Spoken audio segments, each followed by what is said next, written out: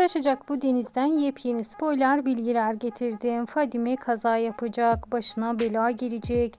İso ve Fadime'nin kıskanma sahneleri olacak. Esme Adil'e küsecek. Savcı fabrikaya gelecek ve olanlar olacak. Kaçırılma sahnesi de var. Şimdilik kimin kaçırılacağını ise net bilmiyoruz. Hicran, Esme ve Adil'in arasında düzelmesi için yardım edecek. Gelecek bölümlerde Ramazan sofrası kurulacak ve yepyeni özel görüntüler, haber ve bilgiler her an sizlerle olacak. Bunun için kanalımı takipte kalmayı, bildirim zilini açık tutmayı unutmayın. Hoşça kalın.